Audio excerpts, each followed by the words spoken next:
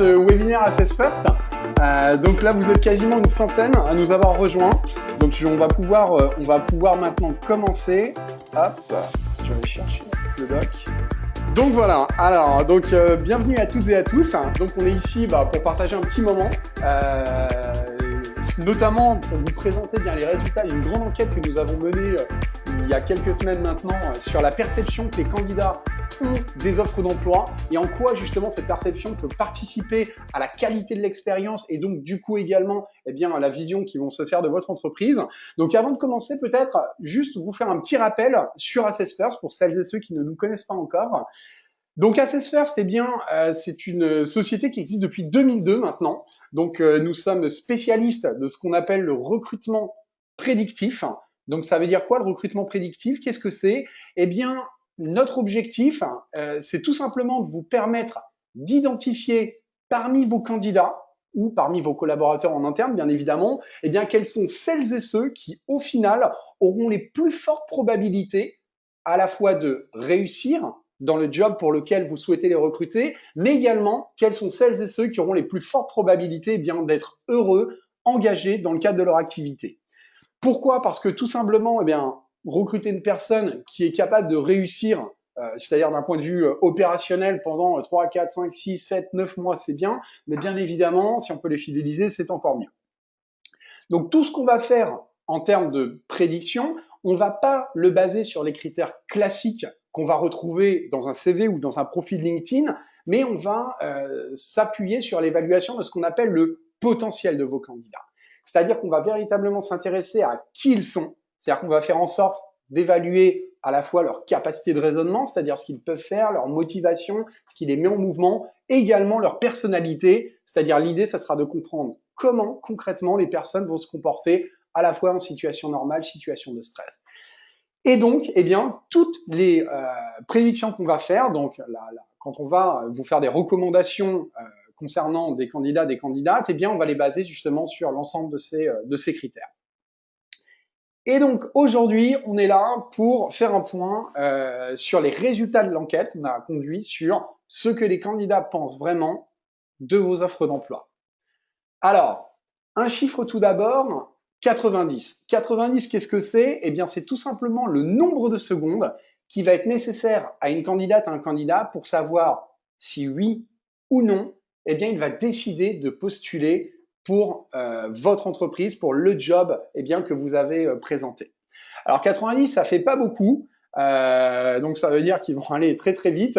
Donc ce qu'on a fait, c'est qu'on a posé 12 questions aux candidats. Donc on a recueilli des réponses de 2840 d'entre eux, et ces 2840 personnes occupaient 26 fonctions différentes. Donc en termes de représentativité, c'est assez intéressant parce qu'on a pu couvrir justement l'ensemble des grandes fonctions pour lesquelles habituellement une entreprise peut recruter. Alors, on va rentrer tout de suite dans les résultats. Donc la première question qu'on leur a posée portait sur les moyens qu'ils avaient tendance à privilégier lorsqu'ils recherchaient un emploi. Alors voici les résultats tout de suite. Donc quand on regarde la façon dont les candidats s'y prennent pour postuler, on se rend compte que la première chose qu'ils vont faire quand ils recherchent un job, généralement pour 90% d'entre eux, c'est la quasi-totalité des candidats, donc 9 sur 10, vont se tourner vers les sites emploi. Donc on en a ensuite un petit peu moins de la moitié qui vont aller sur les sites carrières des entreprises directement, donc ils vont se rendre sur votre espace emploi, votre espace job sur votre site internet. 4 sur 10 qui vont faire jouer leur réseau pro, leur région ou leur réseau personnel. Et enfin, un tiers qui envoie une candidature spontanée et un petit peu moins d'un tiers qui va se rapprocher d'un cabinet de recrutement lorsqu'il décide de se mettre en mouvement. Donc, parlant justement des sites emploi, quels sont les sites les plus utilisés par les candidats? Donc là encore, on leur a posé la question. Donc, on va voir bien évidemment que le pourcentage total de réponses dépasse les 100% parce que on leur a proposé de répondre plusieurs fois, enfin de sélectionner plusieurs réponses. Donc, ce qui vient en tête, on va avoir LinkedIn. Donc, même si LinkedIn n'a pas encore on va dire détrôné totalement l'ensemble des sites emploi, donc on voit qu'il est en très très bonne position avec quasiment 7 candidats sur 10 qui, à un moment donné ou l'autre, lorsqu'ils vont candidater, vont passer par ce site, par ce réseau. Ensuite, on va avoir 67% de candidats qui vont passer à la fois par l'APEC ou par Indeed. Donc, cadre emploi, 52%. Donc là, on arrive à peu près la moitié des candidats. Donc, ils vont se diriger à la fois sur cadre emploi, sur Monster, sur Pôle emploi. Donc ensuite, on passe au niveau du tiers. Donc, un tiers de candidats sur région job, un tiers à peu près, un petit peu moins d'un tiers, même quasiment un quart sur météo job, quel job. Et enfin, des sites un peu plus de niche, on va dire.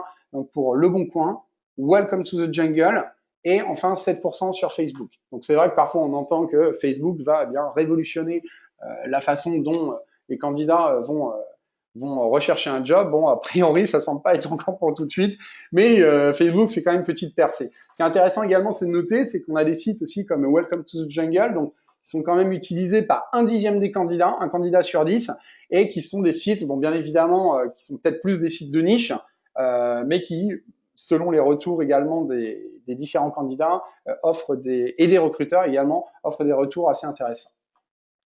Donc, à combien d'annonces maintenant est-ce qu'un candidat va postuler en moyenne, eh bien, avant de pouvoir décrocher un job? Donc, on a un candidat sur 5 qui envoie moins de 10 candidatures. Voilà, donc j'envoie 10 CV, 10 lettres de motivation éventuellement, puis je peux décrocher un job. Et on va avoir quand même la moitié des candidats qui vont envoyer plus de 20 candidatures. Et donc, on avait également posé la question, il y avait également une proposition de réponse qui portait sur, voilà, j'envoie plus de 50 candidatures. Je crois qu'on était aux alentours d'une petite vingtaine de pourcents. Alors, les éléments maintenant qui vont motiver le plus vos candidats à postuler. Donc, en tout premier lieu, eh bien, ça va être le fait que l'annonce correspond au candidat à 100%, ce qui semble assez logique, hein. Donc, 2/3 des candidats qui vont postuler à partir du moment où ils ont l'impression qu'ils sont à bon fil pour le job. Donc ça, c'est quand même plutôt une bonne nouvelle. Ça veut dire qu'ils font pas complètement n'importe quoi. Ensuite, pour la moitié d'entre eux, donc la notoriété de l'entreprise va être particulièrement importante. Donc, est-ce que je vais postuler pour une entreprise qui est connue, reconnue sur son marché? Ensuite, pour 40% des candidats, ce sont les avis sur la boîte qui vont avoir de plus en plus d'importance. Donc là, c'est très, très intéressant à noter parce que ce sont quand même des sites qui, relativement parlant, sont arrivés il n'y a pas si longtemps que ça sur le marché. Eh bien, un petit peu comme dans tous les domaines de notre vie, c'est-à-dire avant d'aller au resto, avant de, je sais pas, de prendre un abonnement à un club de sport ou quoi que ce soit, eh bien, c'est vrai que de plus en plus ou d'acheter, je sais pas, une télé sur Internet, de plus en plus de personnes maintenant s'intéressent aux avis des autres consommateurs. Eh bien, on se rend compte que on est arrivé exactement dans la même situation pour l'emploi. Donc aujourd'hui, c'est 4 candidats sur 10 qui vont s'intéresser aux avis. D'où l'importance, bien évidemment, on ne dira jamais assez, eh bien, de prêter une attention toute particulière à la qualité de votre marque employeur et à la façon, bien évidemment, dont les candidats sont traités à toutes les étapes du processus de recrutement, parce que généralement, à la fin de leur expérience, ils vont pas manquer d'aller témoigner de cette expérience. Ensuite, 33% des candidats, un tiers, qui se fichent juste à l'intitulé du poste. Donc voilà, ça rentre dans le scope de leur recherche, donc ils vont décider de postuler. Et enfin, 29%, c'est-à-dire un petit peu moins d'un tiers des candidats qui vont être attentifs particulièrement au plus que vous proposez. C'est-à-dire quels sont les avantages, ça peut être la mutuelle, ça peut être est-ce qu'il y a un baby-foot, une table de ping-pong, est-ce qu'il y a la possibilité de travailler en remote, d'avoir du télétravail. Donc c'est assez intéressant parce que eh bien ça nous renseigne justement sur les différents éléments eh bien que les personnes vont prendre en compte lorsqu'elles doivent postuler. Quelque chose qui nous a un petit peu étonné, ce qu'on appelle la réponse en or, la réponse un peu what the fuck. Donc on a quand même 11% des candidats, c'est-à-dire un peu plus d'un sur 10, qui nous a répondu moi je m'en tape, j'ai juste besoin d'un job. Donc pour eux, bon l'idée c'est pas forcément de trouver le métier de leur vie, le poste de leur vie, mais simplement eh bien de répondre à une contrainte très court terme. Alors, qu'est-ce qui peut les refroidir maintenant au moment de postuler? Donc, il y a certains éléments qui vont constituer un véritable no-go pour certains candidats, ou en tout cas qui vont particulièrement les agacer quand ils regardent vos offres d'emploi. Alors, on va regarder tout de suite. Donc, la première chose, donc ce qui est intéressant, c'est qu'il y a toute une série de critères qui sont partagés par à peu près 50% des candidats. Donc, on a au moins un candidat sur deux qui peut être rebuté par ceci. Donc, la première chose, c'est tout ce qui a trait à la rémunération. Donc, en particulier, l'absence d'informations concernant la rémunération proposée. Donc là, ils sont 52%, un peu plus d'un sur deux, à être agacés par ça. Pardon. Ensuite, on a un candidat sur deux également, eh bien, qui comprend pas pourquoi on nous demande certains types de formation. Voilà. L'expérience exigée, donc ça, on l'entend beaucoup. Donc, lorsqu'on a exploité l'ensemble des résultats, il y avait quelques questions ouvertes. Donc, c'est revenu très, très, très souvent. Donc, on ne comprend pas pourquoi. Eh bien, on nous demande de faire, d'avoir une expérience déjà de 2 à 3 années dans le job pour pouvoir justement occuper le poste. Alors que parfois même, eh bien, il y a une formation qui va être proposée en interne qui va nous permettre de monter en compétences rapidement. Ensuite, une personne sur deux, la localisation. Le job n'est pas au bon endroit. Ça, j'ai envie de dire, vous ne pourrez pas y faire grand-chose. Hein. Vous n'allez pas déménager votre entreprise pour leur faire plaisir, bien sûr. Ensuite, donc là, on a un petit peu moins de candidats, donc un petit peu plus d'un quart, donc qui peuvent être agacés par le profil attendu, par le descriptif des missions, donc la façon dont les missions, dont les tâches qui seront proposées sont décrites. Donc souvent, ce qui ressort, c'est qu'il n'y a pas assez de détails.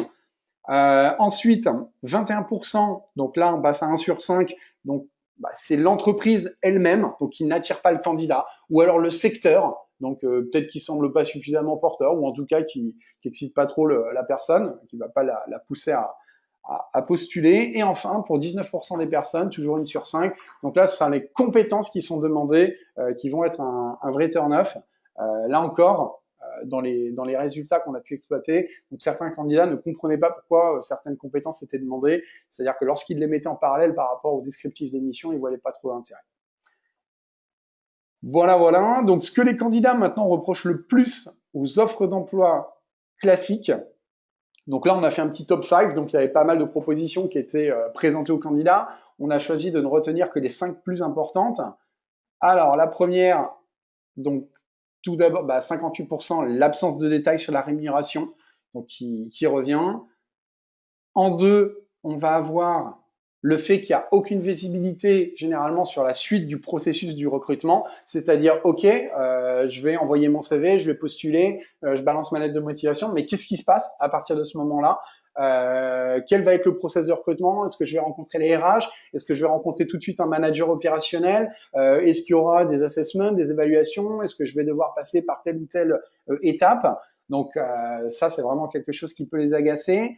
En 3, donc ils nous ont dit, voilà, ça semble être le royaume de la langue de bois, c'est-à-dire il y a beaucoup de blabla, que ce soit dans le ton qui est employé pour rédiger l'offre d'emploi, qui paraît parfois extrêmement formel, on n'arrive pas à créer il n'y a pas de connexion émotionnelle qui vont se créer avec le candidat à ce moment-là, ou alors on a l'impression qu'il y a certaines choses qui vont être vendues, qui sont vendues et qu'on ne va pas retrouver ensuite.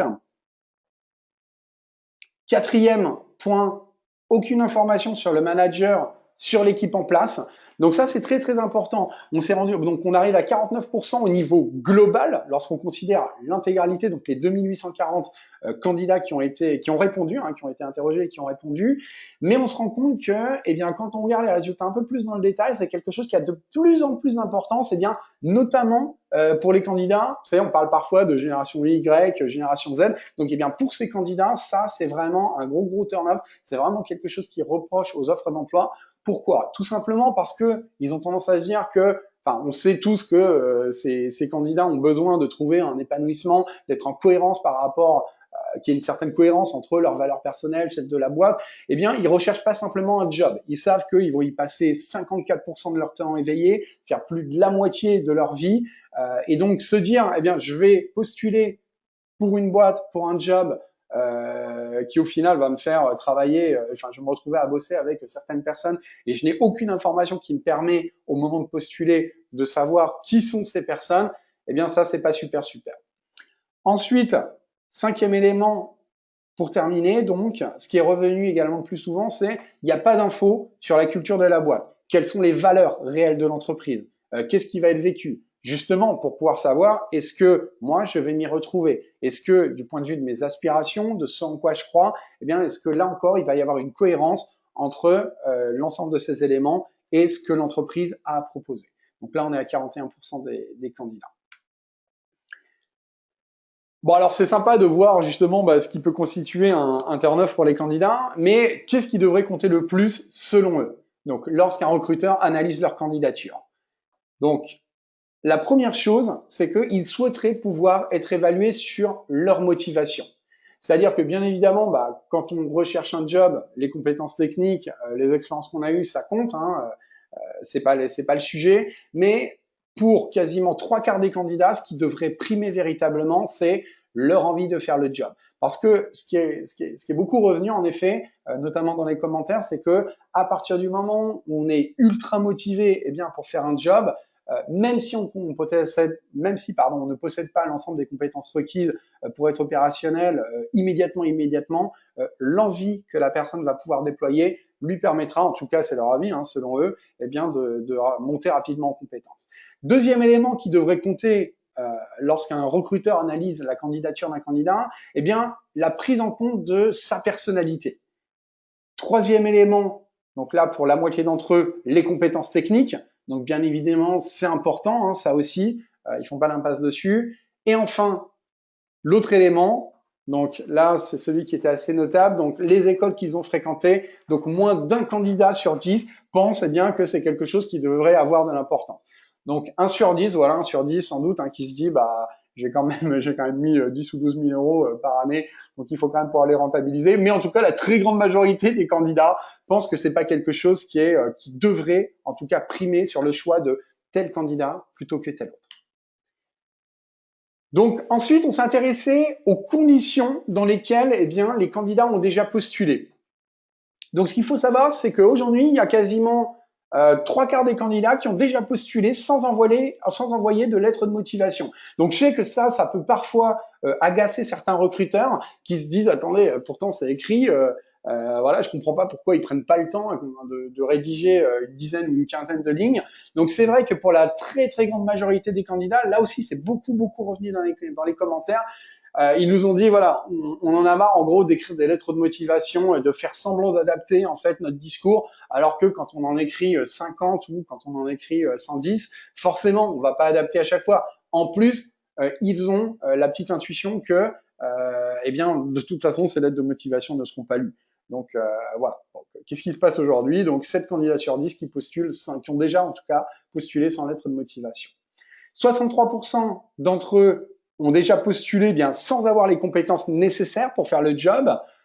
32% sans motivation réelle pour le job. Donc là, c'est quand même quelque chose d'assez triste, hein, c'est-à-dire se dire qu'un candidat sur 3 va à un moment donné envoyer sa candidature pour un poste pour lequel il n'a a priori aucune appétence. Ensuite, 14% des candidats ont déjà postulé sans adéquation véritable avec la mission de l'entreprise. Là aussi, donc ça veut dire quoi? Ça veut dire que si je suis capable eh bien de prendre conscience que je suis pas en adéquation par rapport à la mission, ça veut dire que je me suis intéressé à la mission, je vais quand même le faire. Bon, bizarre. 12% des candidats ont déjà recruté sans utiliser de CV. Et enfin, 8 candidats ont déjà postulé sans lire l'annonce. Donc là, j'imagine que c'est pour les candidats qui ont déjà postulé plus de 240 fois. Donc, ok. Alors, quelque chose qui est beaucoup revenu également, notamment dans les commentaires, hein, toujours, et qu'on entend beaucoup, hein, il suffit de traîner 15 minutes sur LinkedIn, de regarder un petit peu les différents messages qui sont échangés. Donc, les recruteurs ne répondent jamais. Alors, est-ce que c'est un mythe? Est-ce que c'est une réalité? On leur a posé la question. Eh bien, en fait, ça semble être plutôt une réalité. Alors, jamais, c'est peut-être un gros mot, mais on va voir dans quelle proportion les candidats obtiennent des réponses. Donc, on se rend compte qu'il y a plus de la moitié des candidats qui obtiennent des réponses seulement 1 fois sur 10 ou seulement 2 fois sur 10. C'est-à-dire qu'en gros, dans 80% des cas, eh bien, la moitié des candidats ne reçoivent jamais de réponse. Ensuite, on va avoir 15% des candidats à qui on répond 1 fois sur 2. Donc, on va dire un peu moins d'1 sur 5. Donc, à qui, voilà, 1 fois sur 2, c'est-à-dire en gros, hein, c'est à peu près comme le hasard. Je prends une pièce, je tire à pile ou face, je vais avoir une réponse, je vais pas avoir de réponse. Et ça commence à être les candidats qui sont favorisés. Et enfin, on a 1% de super chanceux, donc qui reçoivent une réponse dans 100% des cas. Enfin, ce qui a été noté par pas mal de candidats, c'est que, et plus précisément 2 fois sur 3, donc les candidats vont observer un décalage fort entre le contenu de l'offre d'emploi et ce qu'ils vont découvrir au moment où ils arrivent en entretien. C'est-à-dire au moment où, eh bien, on va peut-être leur expliquer plus en détail quel est le contenu de la mission, quelles sont peut-être les valeurs de la boîte, la mission d'entreprise, ce genre de choses. En tout cas, là aussi, potentiellement, ça peut avoir un impact assez négatif. On s'est rendu compte sur la marque employeur, en tout cas sur l'image que le candidat va se faire dans l'entreprise, parce que quand on s'attend à quelque chose et puis qu'on découvre quelque chose de complètement différent lorsqu'on arrive sur place, forcément, ça va créer de la déception. Alors tout ça, c'est très bien.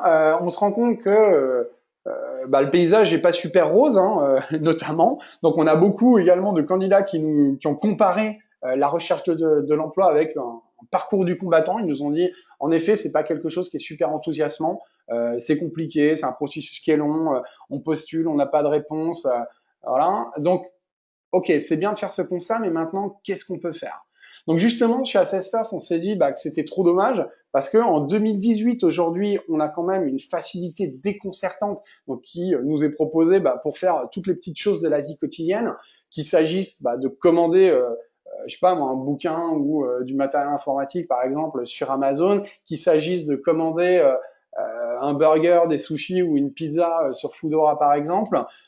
Tout ça, en fait, on peut le faire simplement en quelques clics avec une attention de la part de ces entreprises quasiment fanatique qui va être portée à la qualité de l'expérience des utilisateurs. Donc, comment, à un moment donné, est-ce qu'on peut remonter la barre et aligner les pratiques de recrutement par rapport à toutes ces expériences qui sont vécues par les candidats dans leur quotidien? Eh bien, chez Assessfirst, justement, on a décidé de changer ça, notamment en leur proposant des offres d'emploi d'un tout nouveau genre. Donc, pour celles et ceux qui utilisent Assessfirst, vous savez déjà que vous avez la possibilité d'utiliser un système de gestion de campagne de recrutement, d'accord, pour gérer vos processus de sélection et notamment de présélection de manière beaucoup plus efficace. À chaque fois que vous créez une campagne dans Assessfirst pour gérer un recrutement, vous allez pouvoir automatiquement y associer ce qu'on appelle un modèle prédictif. Donc, ce modèle prédictif, c'est quoi? C'est tout simplement la formalisation de vos attentes. C'est-à-dire que vous allez pouvoir définir, pour ce type de job, par exemple, je recherche une personne qui, du point de vue de sa personnalité, par exemple, c'est un exemple, aura la capacité à aller facilement vers les autres, possède un certain leadership, a une certaine créativité, a au moins un minimum d'organisation et, par exemple, je sais pas moi, est capable de se mettre en danger lorsque la situation le nécessite. C'est-à-dire quand même est capable de prendre des risques. Donc, on va faire la même chose pour les motivations, pour les capacités de raisonnement. Donc ça va vous permettre de présélectionner, de filtrer vos candidats. Ce qu'on a ajouté il y a quelques temps, c'est la possibilité pour vous de transformer ces campagnes de recrutement, en tout cas d'y ajouter des offres d'emploi. Des offres d'emploi, on va le voir, d'un genre totalement différent, qui vont vous permettre d'attirer beaucoup plus de candidats, c'est-à-dire d'élargir le spectre de votre sourcing, mais surtout d'augmenter de manière drastique la qualité de l'expérience de chacune de vos candidats, de vos candidates. Donc, comment ça fonctionne très concrètement? Donc, si on reprend les choses depuis le début, donc on a dit qu'on commence par créer un modèle prédictif. Donc, je vous montre en deux, trois clics, en 2-3 écrans comment ça se passe. Donc là, on est sur la plateforme Assessfirst. Je veux créer un modèle prédictif, donc je clique ici, j'arrive sur cette page. Ensuite, hop, il me suffit de cliquer sur Nouveau, j'ajoute un nouveau modèle prédictif. Donc de là, je vais pouvoir donner un nom à ce modèle prédictif. Donc voilà, je l'appelle ePlayer par exemple. Ensuite, je vais répondre à toute une série de questions concernant le job. Donc par exemple, j'ai une question, le périmètre confié. Au global, est-ce que la personne recrutée devra plutôt prendre en main l'existant, les projets, les missions, les tâches, ou est-ce que la personne devra créer et développer elle-même l'essentiel de son activité? Donc on peut dire, voilà, elle doit créer et développer l'essentiel de son activité. Ensuite, on va poser des questions, notamment sur la complexité qu'il y a à gérer. Est-ce que c'est un job d'exécution? Est-ce que le poste nécessite une réflexion stratégique ou est-ce que c'est un peu entre les deux? On va dire un peu entre les deux, voilà, il y aura des problèmes à résoudre. Les méthodes de travail, est-ce qu'on me demande d'appliquer simplement les méthodes, les process qui sont déjà existants ou est-ce que j'aurai la possibilité de choisir moi-même en tant que candidat mes méthodes de travail? Donc, on va poser des questions sur le management. Est-ce que la personne devra manager? Suivi combien de personnes? Est-ce qu'il y a de la gestion de projet? Quelle est la charge de travail réelle? Est-ce que la personne devra s'investir à 300% pour faire son job? Ou est-ce qu'avec un niveau d'investissement standard, ça suffit? La qualité de l'intégration. Est-ce qu'il y aura un suivi très attentif? Ou est-ce qu'au final, on sait très bien qu'on va demander à la personne d'être hyper rapidement opérationnelle? Quel est le climat? Est-ce qu'on est plutôt dans du collaboratif, du compétitif au sein de l'équipe? Et enfin, le contexte. Est-ce qu'on est dans un contexte de stabilité? Est-ce qu'il y aura du changement? Ou est-ce que carrément, on est dans un contexte de disruption? L'entreprise est en train de réinventer complètement ses pratiques. Donc ensuite, à partir du moment où on a répondu à l'ensemble de ces questions, qu'est-ce qu'on va faire sur ça? Eh bien, on va vous proposer, on va vous faire une recommandation en termes de profil à rechercher. Par exemple, on voit que sur la partie leadership influence, il y a 2 traits de personnalité qui ont été présélectionnés. Donc la capacité à convaincre les autres, faire passer ses idées, ses messages, et également l'aptitude à aller facilement vers les autres, à faire facilement le premier pas pour aller à la rencontre de l'autre. Donc à chaque fois, on voit que ce sont des traits qui sont des traits ce qu'on appelle bipolaires, d'accord? Et donc en vert, c'est le comportement recherché, en rouge, le comportement qui sera plutôt à éviter. Donc, ce qu'il faut savoir, c'est que bien évidemment, c'est une recommandation. Hein. Donc, vous avez la main, c'est vous qui avez le dernier mot. Si à un moment donné, eh bien, vous pensez, eh bien, que nos recommandations méritent un ajustement, on croit que vous êtes les mieux placés pour le faire. Vous aurez tout loisir de procéder à ces ajustements.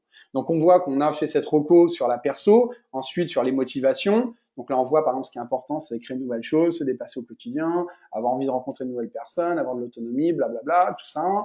Et donc, on arrive sur ensuite la façon de penser, tout ce qui a trait aux capacités intellectuelles, à l'agilité intellectuelle des candidats.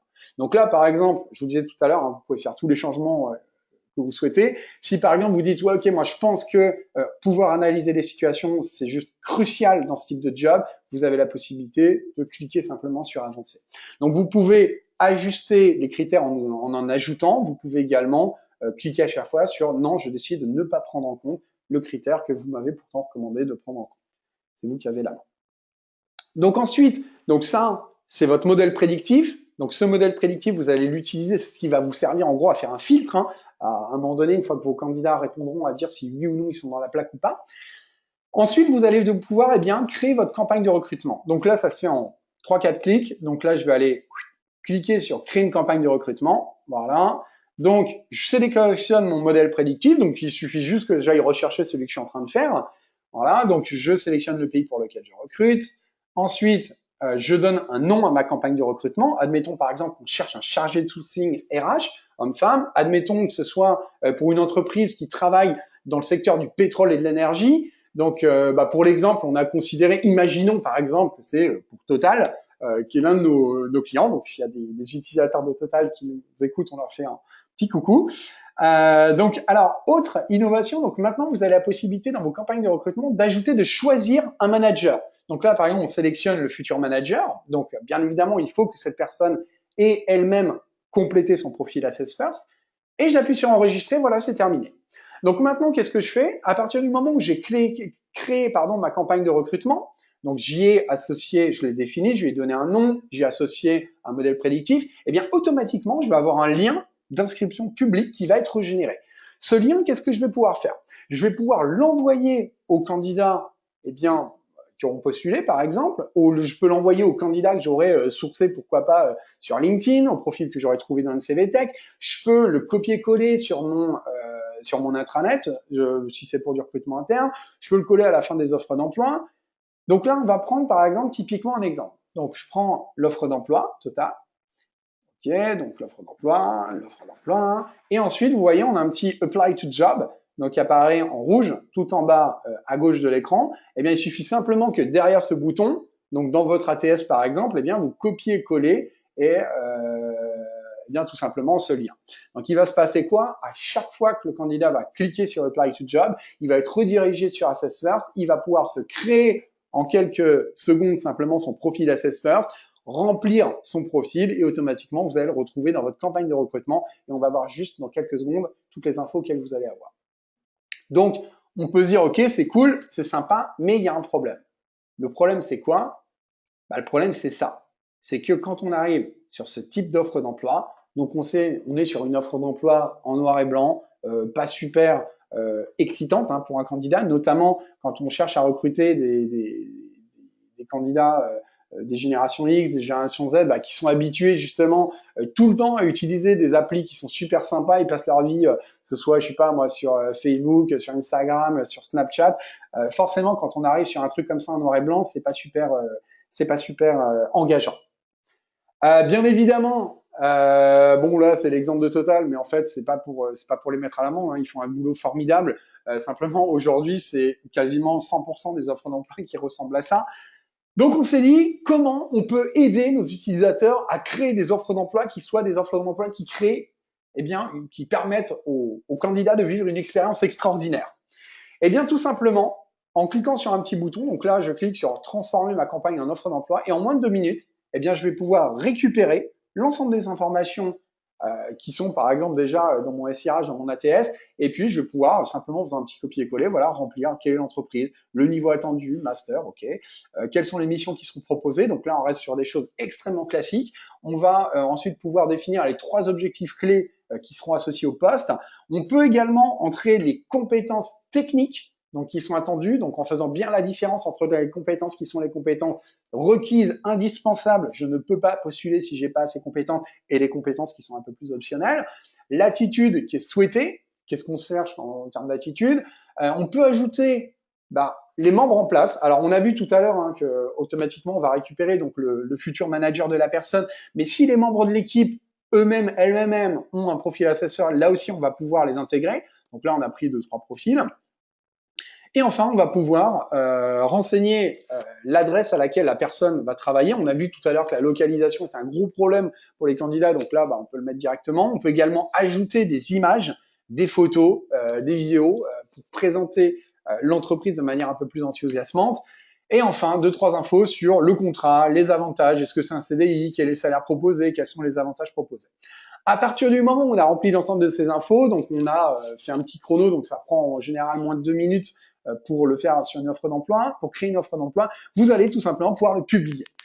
Donc là, vous avez encore un lien d'inscription publique. Encore une fois, vous pourrez diffuser là où vous voulez, mais on a mis également des options de partage direct. Donc vous pouvez le partager directement sur différents réseaux sociaux. Donc aujourd'hui, sur LinkedIn, sur Twitter, sur Facebook.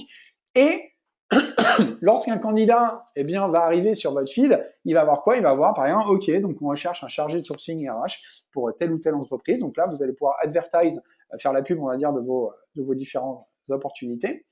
Et il se passe quoi pour le candidat quand il va cliquer dessus? Eh bien, le candidat va arriver sur une page qui va ressembler à ça. Donc, on a déjà quelque chose qui est quand même un petit peu différent par rapport à une offre d'emploi classique. Donc, on a travaillé notamment sur la mise en page, le positionnement même des différents éléments pour faire en sorte que ce soit beaucoup plus engageant. Donc, bien évidemment, on va y retrouver, on va pas perdre vos candidats, on va pas changer à 100% leurs pratiques, leurs usages. Donc, on va retrouver la description de la boîte, le descriptif des missions. Donc, si on veut, on a la possibilité de cliquer sur voir plus et de voir tout ça. On va avoir une présentation des 3 objectifs clés qui sont proposés à la personne, les compétences importantes pour réussir, celles qui constituent un plus, la façon de travailler. Donc, est-ce qu'on cherche un profil de gestionnaire, un profil de développeur? Est-ce que c'est un job plutôt d'exécution ou est-ce qu'on demande à la personne d'entreprendre? Donc là aussi, on va expliquer à chaque fois avec quelques phrases en quoi ça consiste. Et là, on va arriver sur les éléments qui sont les plus engageants, qui vont rendre votre offre d'emploi beaucoup plus engageante. Notamment, on va pouvoir, quand on est candidat, commencer à découvrir son futur manager. On va prendre connaissance de son style de management. On va expliquer comment est-ce que cette personne gère ses collaborateurs, ses collaboratrices au quotidien. 2-3 mots également sur la façon dont le futur manager va créer un climat au sein de l'équipe, donc quel est le type d'environnement qu'il a tendance à rechercher. On va y trouver également l'équipe en place, donc qui sont ces personnes avec lesquelles, au final, je vais passer le plus clair de mon temps, qui sont ces personnes qui vont partager plus de la moitié de mon existence au quotidien. Je vais trouver également ce qui anime l'équipe, donc quels sont les moteurs qui mettent ces personnes en action, qu'est-ce qui va driver leur engagement. Donc là, on voit par exemple que je vais rejoindre, si je choisis de postuler à un moment donné, je vais rejoindre une équipe qui a besoin d'avoir de l'influence, de créer de nouvelles choses. Ce sont des gens qui sont drivés par le fait de remporter des succès. Ils ont besoin, tous, d'avoir un impact positif sur le monde. Ce qui est important, c'est aussi pour elles et pour eux de recevoir des récompenses et enfin de pouvoir se dépasser au quotidien. Donc, ce qu'il faut savoir, c'est qu'on a plus d'une vingtaine de motivations qui sont évaluées par Assess First à chaque fois qu'une personne complète son profil. Donc là, ce qu'on fait, ce qui est intéressant, c'est qu'on va pas simplement demander au recruteur de rentrer lui-même, elle-même, ce qui anime l'équipe, d'accord, souvenez-vous, le décalage qu'on peut observer chez un candidat entre ce qui est vendu dans une annonce, qu'on découvre en entretien, et en plus suite, ce qu'on va découvrir dans la boîte, qui peut être source ça peut créer une grosse déconvenue pour le candidat. Donc là, on va appuyer tout ça sur l'évaluation véritablement de qui sont ces personnes. Ensuite, on va pouvoir, eh bien, en tant que candidat, découvrir, bon là on a mis juste la photo d'une personne, et voilà, vous pouvez mettre des photos des bureaux, des équipes en train de bosser, quoi que ce soit. On va trouver la petite carte et enfin tous les éléments concernant le salaire. Donc il va se passer quoi? Quand je suis candidat, si je suis intéressé, eh bien je vais pouvoir soit m'inscrire si j'ai pas encore de compte sur Assessfirst, soit pouvoir me connecter avec mon compte Assessfirst. Donc ce qu'il faut savoir, c'est qu'aujourd'hui, il y a plus de 5 millions de candidats qui possèdent déjà un profil sur Assessfirst. Donc forcément, si vous utilisez ce système, vous aurez de plus en plus de candidats qui auront déjà un compte. Et donc ce qui est intéressant, c'est pas de leur redemander de remplir 50 fois leur compte. Ils peuvent utiliser leurs identifiants tout simplement. Donc là, par exemple, prenons l'exemple d'un candidat qui se connecte pour la toute première fois. Donc il se connecte, il crée son compte en moins de 2 minutes, il complète son profil et dès qu'il a terminé, on le repositionne sur cette offre. Donc là, bon, on arrive sur la même offre, sauf qu'il y a un petit détail. Ce petit détail, c'est ça, c'est-à-dire qu'on est capable de leur renvoyer automatiquement un potentiel de réussite, un potentiel d'épanouissement. C'est-à-dire qu'avant même d'avoir postulé pour le job, avant même d'avoir envoyé ma candidature dans l'ATS du recruteur, je peux savoir, en tant que candidat, est-ce que ce job, qui semble m'attirer, après tout, sinon je ne serais pas en train de le regarder, est-ce que j'ai de fortes probabilités de réussir, non pas seulement du fait que j'ai fait telle école ou que j'ai eu 3 ans d'expérience préalable, mais en fonction d'après qui je suis, en fonction de ma personnalité, de mes motivations, de mon agilité intellectuelle, est-ce que j'ai une forte probabilité ou pas de réussir, et également, est-ce que j'aurai un fort potentiel d'épanouissement. C'est-à-dire, quelle est ma probabilité au final de trouver du plaisir et de rester engagé sur la durée dans ce job. Sachant que là, vraiment, tout est possible. On peut, pour certains candidats, avoir des scores qui peuvent être très très forts sur la réussite, très faibles en épanouissement. C'est-à-dire, ouais, ok, tu peux réussir, mais tu risques peut-être de partir au bout de 3, 4, 5, 6 ou 7 mois. On peut également avoir le contraire, c'est-à-dire une personne qui pourrait s'éclater dans le job parce que la culture va lui correspondre, parce qu'il y aura une grosse affinité avec le manager ou avec les équipes en place, mais on va demander à la personne de faire des choses qui sont quand même beaucoup différentes, très différentes de ses comportements naturels. Quoi qu'il en soit, donc pour postuler, ça se fait en un clic. Je clique ici, j'arrive sur une petite page qui ressemble à ça. Donc en tant que candidat, donc là je suis confronté juste à une page. C'est un peu comme sur Amazon, je fais ma commande en un clic. Là je peux postuler en un clic.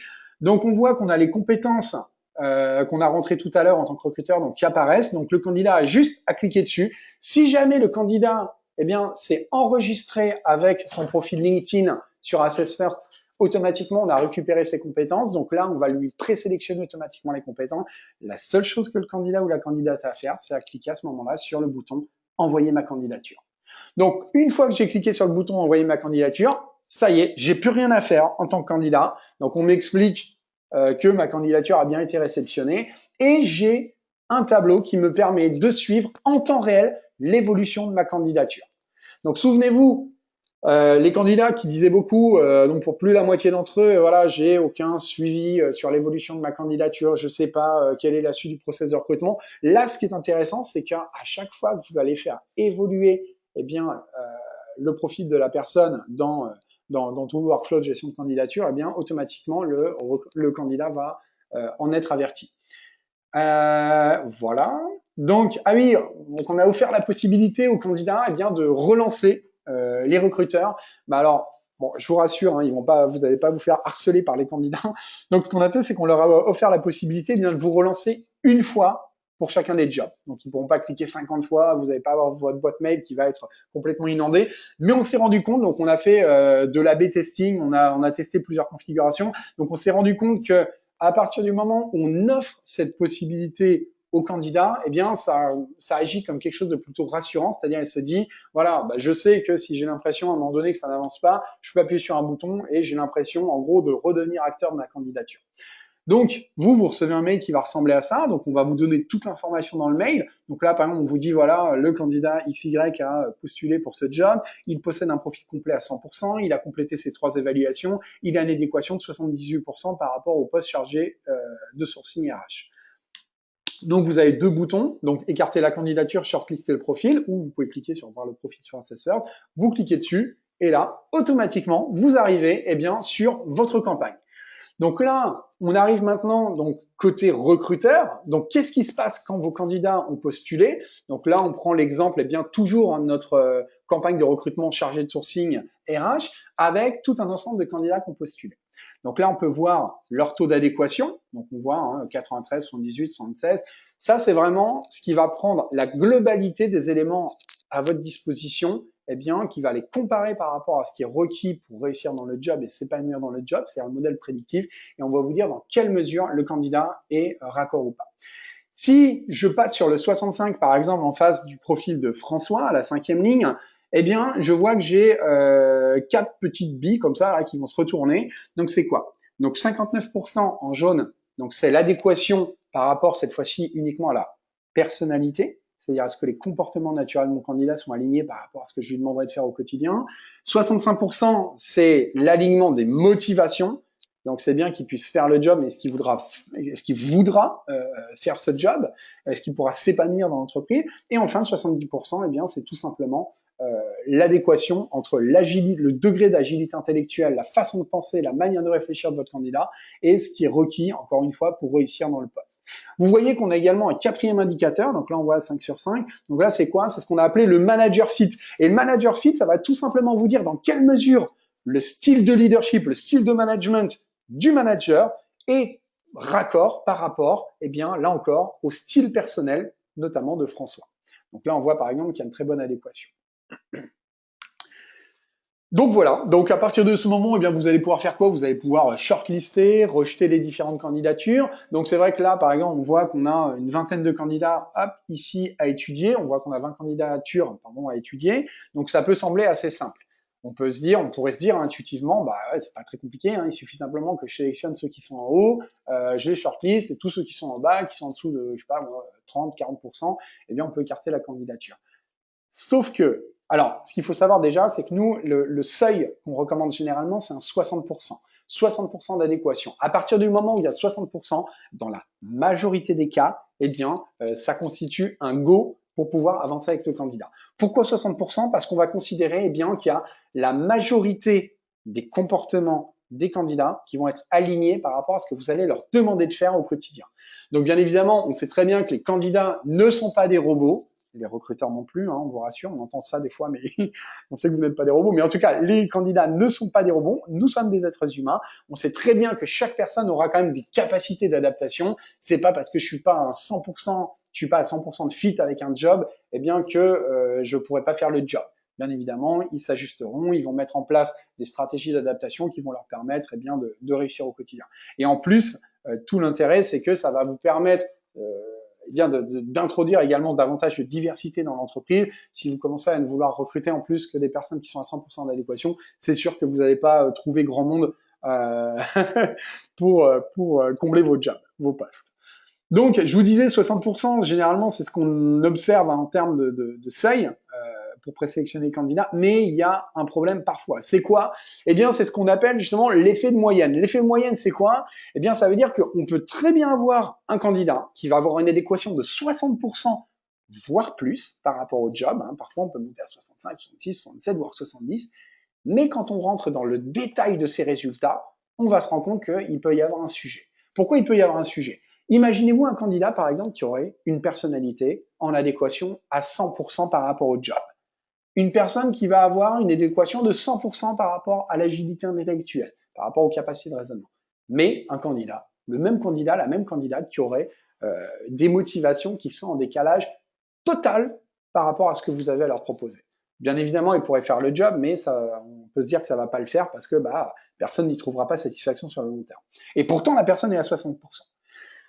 On s'est dit, ce qui serait génial, ça serait de créer une sorte de bouton, un truc un peu magique, qui aurait juste à appuyer dessus, à cliquer dessus, et ça simulerait automatiquement le travail que ferait un expert en évaluation. Un expert qui ne se satisferait pas simplement d'un taux d'adéquation, mais qui irait vraiment creuser dans le détail, qui irait analyser l'impact, l'effet modérateur, inhibiteur, ou au contraire l'effet potentialisateur de tel trait de perso, de telle motivation sur l'adéquation par rapport au job.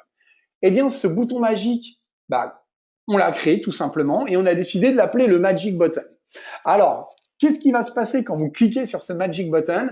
automatiquement, on va simuler justement ce travail, toute cette expertise, eh bien, d'une personne qui serait hyper calée en évaluation du potentiel, et on va, eh bien, tout croiser dans tous les sens, et on va vous dire, voilà, on va vous faire là encore une recommandation.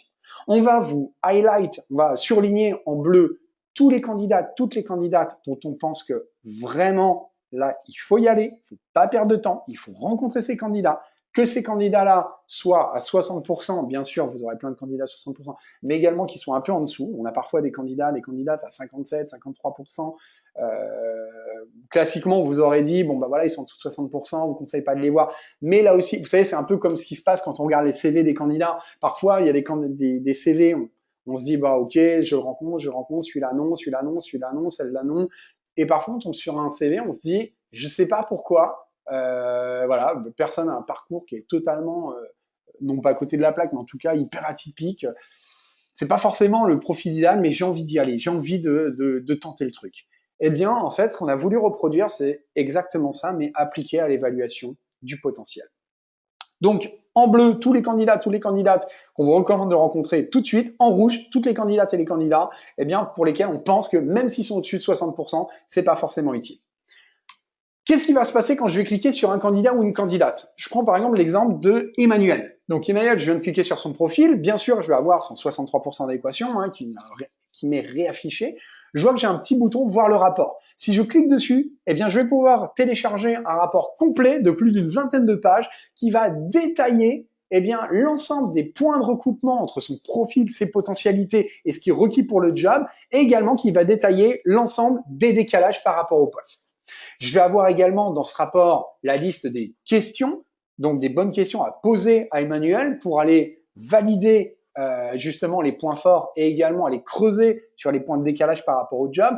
Et vous aurez même eh bien, toute une série de grilles d'observation, c'est-à-dire qu'on va vous indiquer les points sur lesquels faire porter votre attention lorsque vous allez écouter ces réponses aux questions que vous lui posez. Et ce qui est intéressant, c'est que ça va vous permettre tout de suite de catégoriser, on va dire, eh bien, ces réponses, de vous dire, voilà, est-ce que les réponses que vient de me donner Emmanuel vont plutôt dans le sens de, ouais, il y a un problème, il y a un petit décalage par rapport au job et ça peut être un vrai sujet, ou au contraire, est-ce que les réponses qu'elle vous a apportées vont dans le sens de, bah, finalement, c'est pas si grave que ça. Donc, si je scrolle, je vais avoir le détail sur la personnalité, les motivations, le raisonnement. Ensuite, on voit l'analyse du potentiel. Donc là, vous avez deux indicateurs avec deux petits indicateurs. Donc celui avec la petite étoile, c'est le potentiel de réussite par rapport au job, on va vous rappeler. Avec le petit cœur, donc c'est le potentiel d'épanouissement par rapport à la fonction. Donc toujours bien prêter attention à ces deux éléments-là. Donc il suffit pas d'avoir un taux d'adéquation élevé. Donc quand on rentre dans le détail, il faut bien prendre en compte ces deux facteurs-là. Et ensuite, bah, vous allez avoir tout le détail sur la personnalité, sur les motivations, sur le raisonnement. Donc là, par exemple, je prends l'exemple de la perso avec Shape. Donc Shape, hein, c'est le nom qu'on donne à ce module d'évaluation de la personnalité, donc il va nécessiter une petite dizaine de minutes simplement à votre candidat.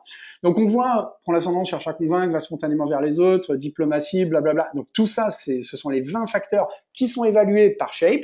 Donc on voit hein, les petits ronds, les petites boules avec les chiffres à l'intérieur et qui sont reliés par des lignes. Donc le graphique, hein, tout simplement, bah, ça c'est le profil d'Emmanuel. Et on a derrière des zones vertes, des zones rouges. Donc ça, c'est quoi, ces zones vertes, ces zones rouges? C'est tout simplement la reprise. Souvenez-vous, quand on a créé le modèle prédictif, hein, il y a des zones en vert, des zones en rouge, bah, c'est tout simplement ça. Et ce qui se passe, c'est que quand la candidate tombe dans les zones de comportement attendues, eh bien, on va les highlight, on va les surligner, pardon, en vert. Et quand elle tombe dans le rouge, là, on va mettre un petit warning, on le met en rouge. Ça veut dire quoi? Ça veut dire, attention, ces critères-là, ces éléments-là du comportement de votre candidate, ce sont des éléments dont on pense qu'il ne faut pas, vous ne devez pas faire l'impasse dessus pendant l'entretien de recrutement. Pourquoi? Parce qu'il y a potentiellement un décalage fort par rapport à vos attentes et donc bah, ça mérite d'être creusé. On va également, si vous scrollez encore un peu, vous faire le détail des points forts de la personne pour le poste et des points de vigilance pour le poste. En gros, c'est un peu une redite, on va dire, de ce qu'on vient de voir au-dessus. Simplement, ce qui est intéressant, c'est qu'on va croiser différents critères pour arriver à cette conclusion-là. Donc là, c'est typiquement, vous savez, hein, la petite note eh bien qu'on peut recevoir quand on fait évaluer un candidat. Donc on a voilà point fort, point faible. Et vous, en tant que recruteur, ça vous permet d'aller dans le détail. Donc, Voilà, et voilà ce qu'on propose en gros, hein. Voilà la façon dont on a voulu justement réinventer eh bien, la qualité de l'expérience candidat. Donc toujours pour rester sur cette qualité d'expérience candidat, on a voulu aussi faire en sorte que ce soit une expérience qui soit positive, enthousiasmante, dynamisante pour chacun de vos candidats.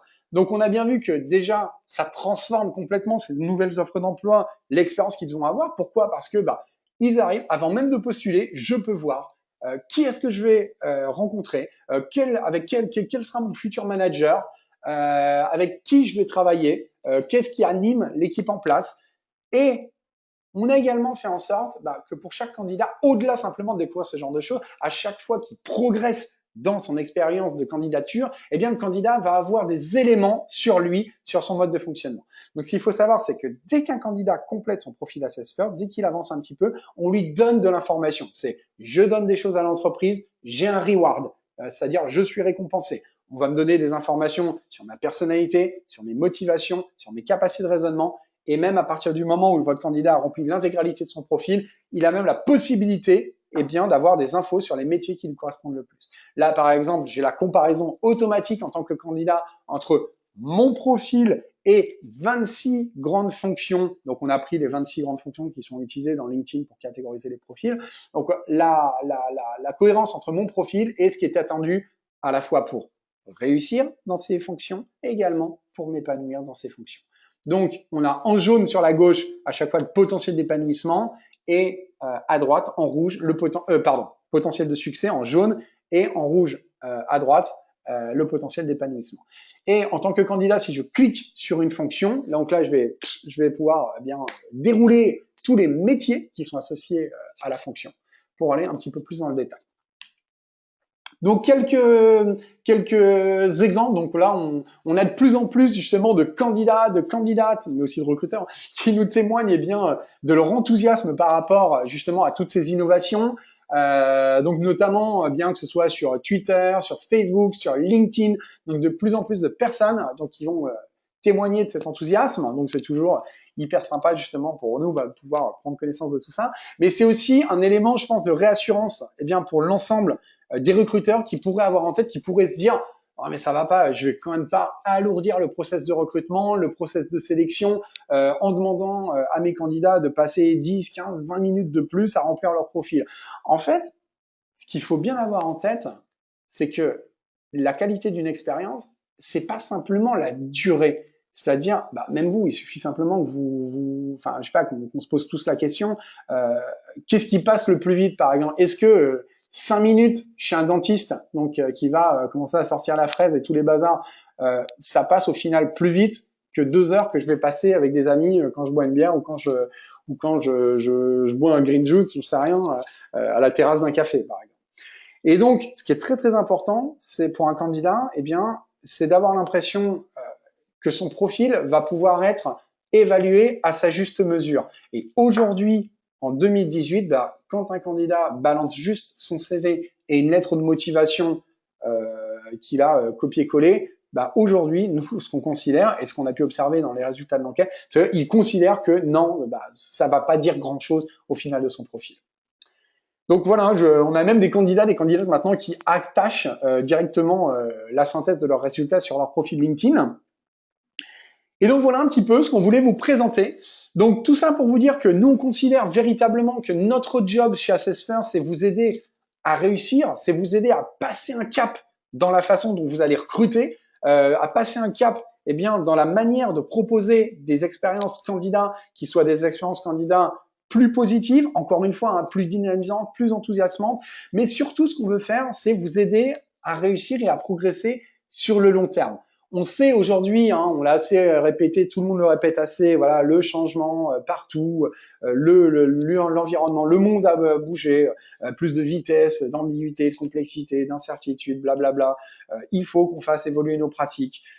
Ce qu'on va faire à chaque fois qu'on va travailler avec vous, on va travailler de manière extrêmement étroite et même notamment dans le montage des modèles prédictifs. Ce qui est intéressant, c'est que si par exemple vous avez des recrutements en volume, en masse, bien évidemment, il ne faut pas se planter sur le montage du modèle. Donc aujourd'hui, on a toute une série de moyens pour vous accompagner dans le montage de ces modèles prédictifs.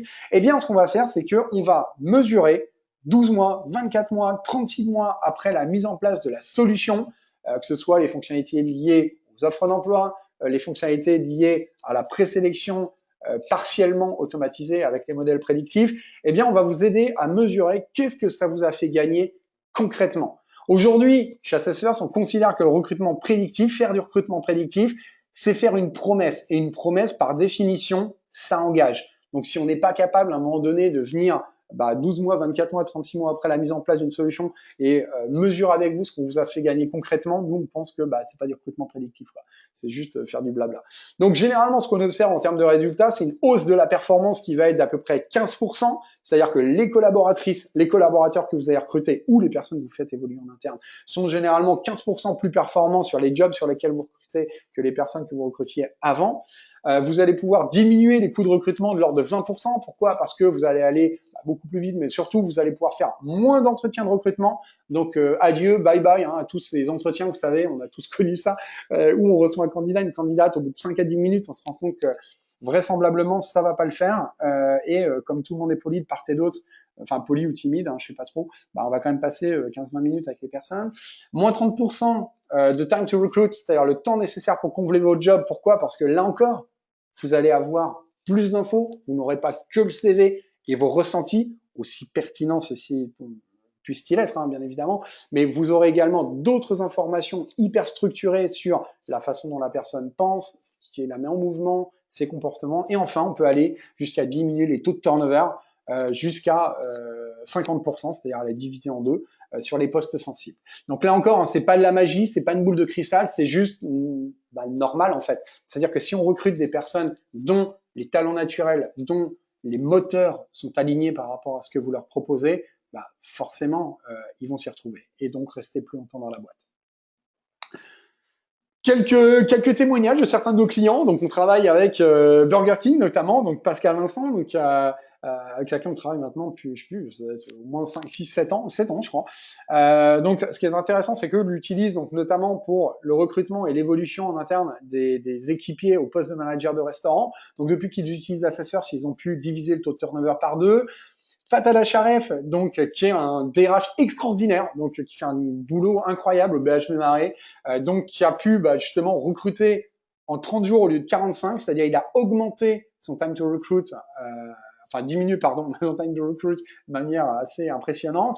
Il a également réduit le taux de turnover de moitié, donc le faisant passer, je crois, de 17 à moins 9%, et il a également pu augmenter le CA par corner de 11% en moyenne sur l'ensemble des corners où les personnes ont été recrutées en adéquation par rapport au modèle qui avait été défini. On a également des entreprises comme Carrefour Market, donc qui utilisent la solution, donc moins pour la partie recrutement, mais là, cette fois-ci, plus pour la mise en place des plans de développement.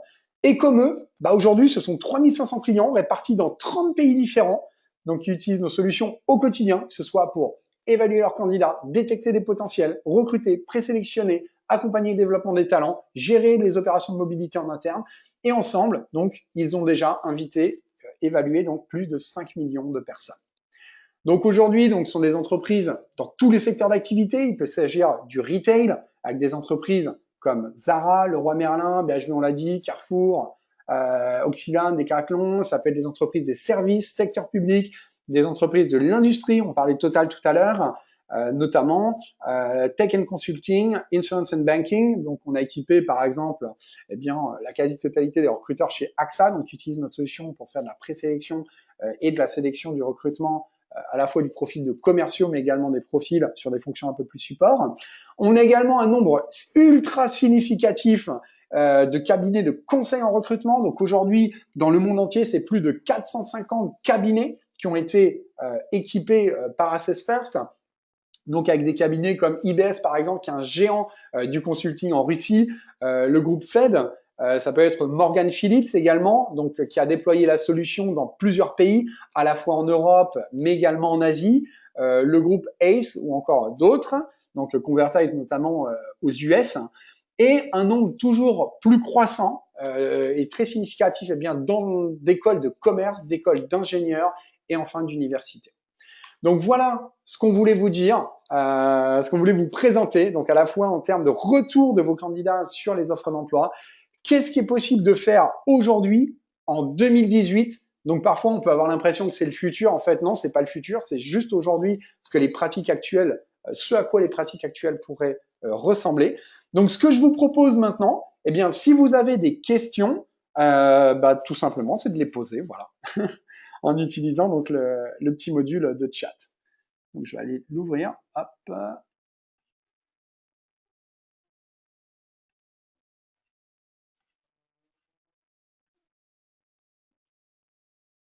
Alors, hop, je vais prendre les questions une par une. Ça, c'était le début. Bonjour, ok, Washington. Alors, le PowerPoint sera-t-il disponible Fabien, oui, tout à fait, Fabien, on va vous envoyer ça. Les avis, les avis également. Ouais, alors ce qu'on va faire, donc là c'est Célie. Alors oui, Célie, en fait ce qu'on va faire, c'est que justement, donc ce qu'il faut bien avoir en tête, c'est qu'aujourd'hui, donc c'est un webinaire, donc l'idée c'était vraiment de vous présenter en gros les premiers résultats de l'enquête, mais ce qu'on va faire, donc c'est qu'il y a un petit déjeuner, donc qui est prévu, alors si je me trompe pas, ça doit être le 30, c'est bien ça? Attendez, je crois que je vais me faire taper sur les doigts. Si, c'est ça, non, c'est bon. Donc, on a le 30, donc un petit déjeuner donc qui est prévu chez Assess First, donc qui se passera 20 rue du Sentier dans le deuxième arrondissement, donc au sein de nos locaux, donc pendant lesquels, eh bien, on va justement présenter les résultats de manière beaucoup plus approfondie et notamment, on va pouvoir étudier l'ensemble, eh bien, et vous présenter l'ensemble des témoignages qui ont été apportés par les candidats. Alors. Donc Maxime, je ne comprends pas. On parle d'être. Ah oui, pardon. On parle d'être jugé sur motivation, mais ils ne veulent pas faire de lettres. Ouais, donc vous parlez de la lettre de motivation. C'est vrai qu'on peut se dire, c'est quoi ce décalage? Encore un coup de la génération Y, de la génération Z. Ils demandent un truc, mais ils veulent pas faire un effort. Ouais, ok. Ouais, mais sauf que faire une lettre de motivation, en fait, ce qu'ils ont bien compris, c'est qu'une lettre de motivation, ça retranscrit pas la motivation, quoi. Alors, si, bien évidemment, si on regarde théoriquement, la personne prend le temps, elle s'intéresse à l'entreprise, elle va adapter son discours, elle va prendre ses 15 minutes, sa demi-heure pour faire la lettre. Sauf que, en fait, non. Aujourd'hui, les candidats, c'est pas comme ça qu'ils font. Aujourd'hui, des exemples de lettres de motivation, il y en a plein sur Internet. Avec 20 balles, enfin avec 20 euros, on peut acheter 50 modèles de lettres de motivation différentes. En fait, ce qu'ils veulent dire par là, mais on pourra en rediscuter pendant le petit déjeuner, justement, ce sera hyper intéressant, eh bien, c'est être pris en compte pour qui ils sont véritablement. Et en fait, ce qu'ils se disent, c'est un CV aujourd'hui, ça ne retranscrit pas complètement qui je suis. Ouais, ok, ça explique ce que j'ai fait, ça explique le fait que je suis passé par telle ou telle école, ou passé par telle ou telle boîte. Mais qu'en est-il véritablement de qui je suis? Et ce qui est très intéressant, c'est notamment tous les retours, encore une fois, hyper positifs, hyper enthousiastes qu'on a des candidats à chaque fois qui complètent leur profil Assess First.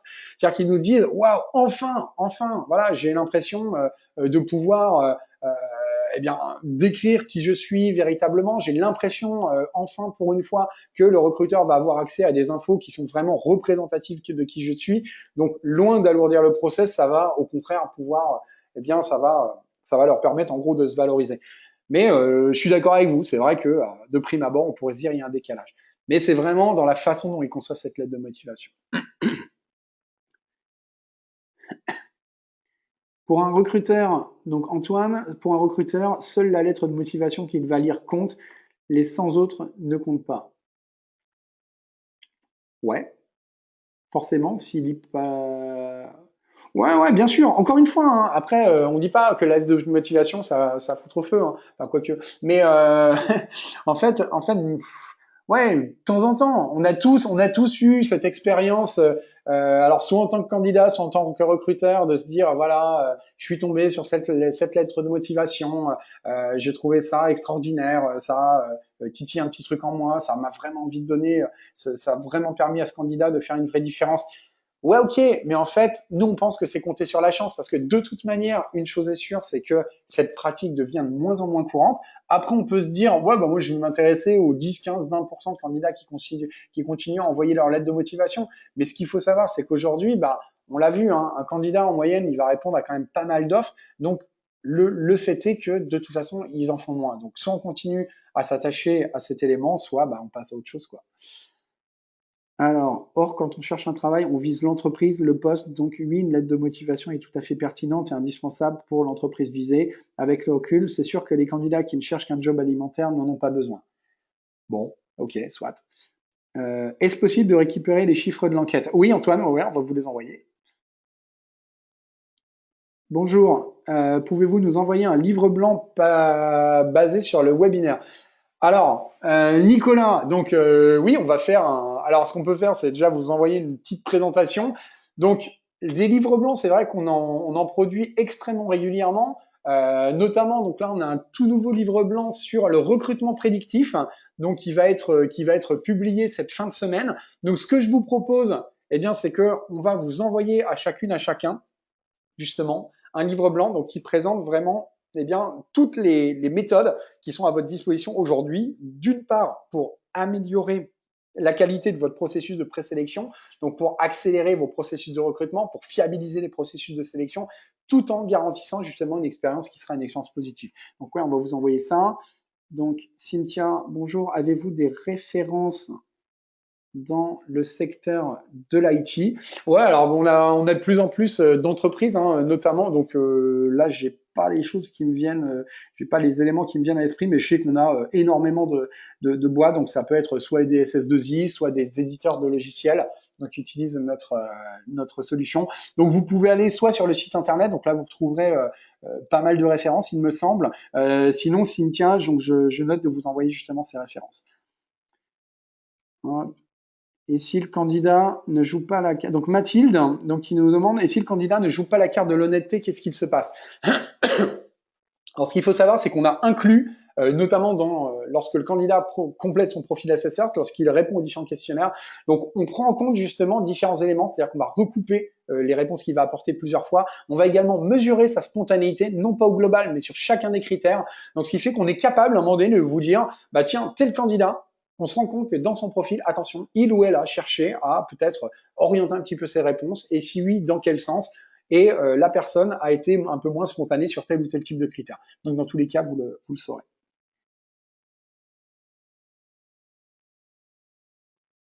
Donc arrivé en retard, Sherazade, arrivé en retard, je n'ai pas vu à partir de Apply to Job comment le candidat transmettait son CV doc, lien. Alors aujourd'hui, donc le candidat a la possibilité eh bien, de s'enregistrer avec son profil LinkedIn, ce qui fait qu'on va pouvoir récupérer pas mal d'informations sur son profil.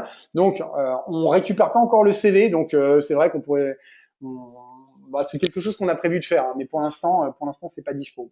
Pour l'instant, c'est uniquement les candidats qui postulent au travers de LinkedIn.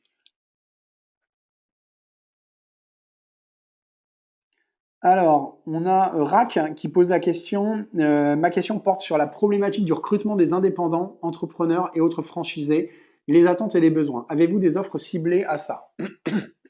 Alors là, Rack, ce qui est intéressant, ce qui est important de bien avoir à l'esprit, c'est qu'en fait, la solution, ça va être la même, quels que soient les types de profils que vous recrutez.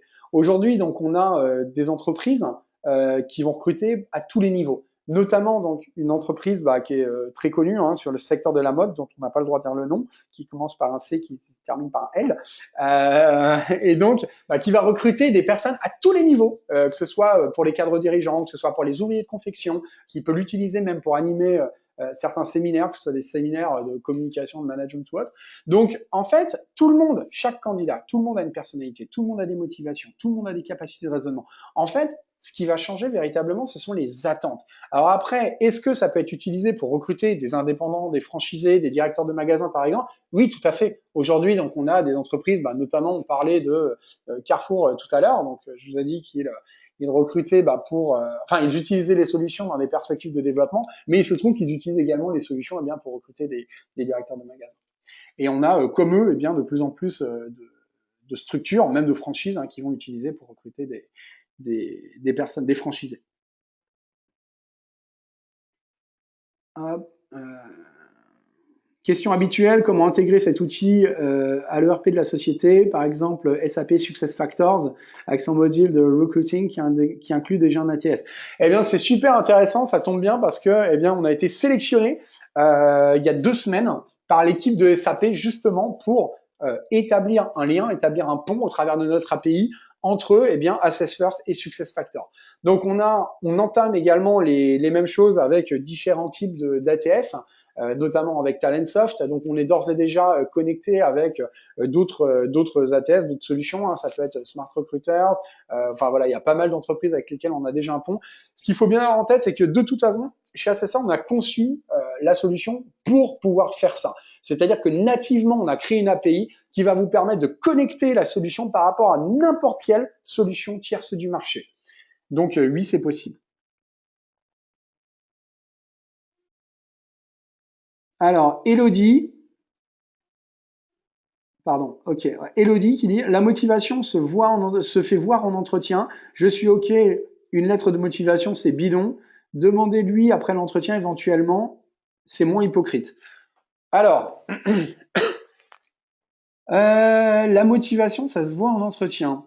Ouais, ça se voit en entretien, clairement. Alors, ce qu'on peut voir en entretien, selon nous, c'est en effet la motivation. Est-ce que je suis motivé pour décrocher ce job?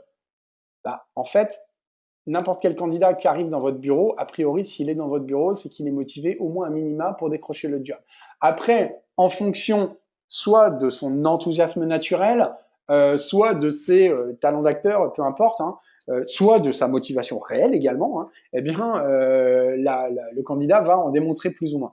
Mais en fait, nous, ce qu'on pense, c'est que ce qui est important, c'est pas d'être motivé pour un job en soi. En fait, comment est-ce que vous voulez qu'un candidat soit motivé pour rejoindre une entreprise dont il ne connaît presque rien, pour faire un job qu'il ne connaît pas, qui va lui être vendu, voire survendu, sur lequel parfois même certains recruteurs ont une information qui peut être partielle à certains égards. En fait, nous, ce qu'on pense, c'est que le job du recruteur, c'est pas de savoir si le candidat est motivé ou pas en soi. Par contre, votre job en tant que recruteur, et ça c'est hyper important, c'est de bien identifier quelles sont les motivations de vos candidats, quels sont leurs besoins fondamentaux. Qu'est-ce qui va les mettre en mouvement? Après quoi ils courent? Et ensuite, le job du recruteur, une fois qu'il a bien qualifié les besoins particuliers de cet être humain qu'il a en face de lui, ça va être de les faire matcher par rapport aux conditions qui sont proposées par l'entreprise. Typiquement, par exemple, si vous avez à proposer un job qui nécessite d'être souvent en relation avec les autres, de créer souvent de la nouvelle relation, de la nouvelle connexion, je sais pas, un job de sales ou peu importe, et que vous avez un candidat qui va vous démontrer de l'enthousiasme pour le job, mais que vous repérez eh bien, dans son profil que non, c'est pas quelque chose qui est forcément moteur pour lui d'être souvent en relation avec les autres, de créer de la connexion, c'est pas parce qu'il a démontré une motivation en entretien, selon nous, qu'il faut favoriser sa candidature. Donc voilà. Et désolé pour les fautes trop rapides. Ouais, c'est pas grave. En revanche, sur la culture d'entreprise, ils peuvent être débrouillards et aller sur le site de l'entreprise. Ouais, mais encore une fois, après, le truc, c'est que ce que les candidats nous disent, à chaque fois, c'est que aller sur le site de l'entreprise, c'est sympa, mais en fait, on va avoir une vision hyper léchée, entre guillemets, hyper corporate, c'est bien de la description de la culture d'entreprise. En fait, ce qui les intéresse, vous savez, c'est pas la culture avec les super mots écrits en vert fluo, en rose pâle sur les murs de la boîte. En fait, ce qui les intéresse, c'est ce qui est vécu vraiment concrètement à l'intérieur de l'entreprise. C'est pour ça en fait que aller faire un tour sur l'entreprise, ouais, ça peut être intéressant, mais pour eux, c'est pas suffisant en fait.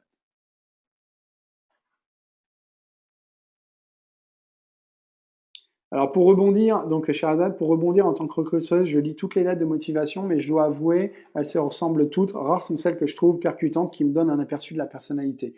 Bah ouais, clairement. Alors, Laure Marine, donc salut Laure Marine.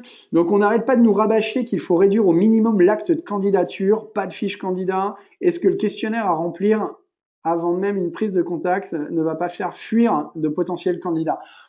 Comme je vous disais, en fait, non, hein, tout dépend ce que vous leur donnez en retour. En fait, demandez à un candidat, en effet, de remplir des formulaires, des champs hyper chiants pendant un quart d'heure pour à la fin juste leur envoyer merci, on accuse bien la réception de votre candidature, on vous tiendra informé sous 15 jours. Oui, c'est hyper frustrant. Je suis d'accord avec vous. En revanche, être engagé dans un parcours qui est bien sûr un parcours candidat.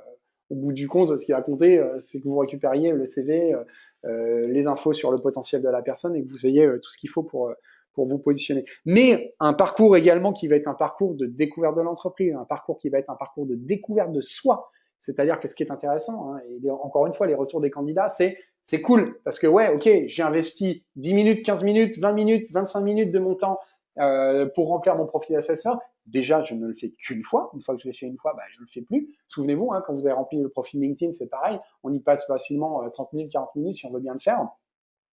Eh bien, ce qui est intéressant, c'est qu'ils vont pouvoir également bah, tout simplement réutiliser tout ça. C'est-à-dire qu'ils ont la possibilité d'avoir accès à leur rapport au format PDF. Ils vont pouvoir ensuite soit les associer à leur profil LinkedIn, soit les utiliser bah, pour mieux structurer la présentation qu'ils vont faire d'eux-mêmes pendant l'entretien, soit pour les envoyer avec leur CV lorsqu'ils candidatent auprès d'une boîte. Donc, ce qu'on a remarqué, nous, c'est que bah, déjà, on a plus de, je crois que c'est quasiment 90% des candidats qui commencent à compléter leur profil assesseur, qui vont jusqu'au bout. Donc, a priori, non, ça n'a pas l'air trop de... Enfin, toujours être attentif. Hein. Ce qui compte, c'est pas la durée de l'expérience, la durée du parcours, mais c'est vraiment la qualité de cette expérience. Alors, hop. Donc, on va prendre juste une dernière question. Ok, blablabla.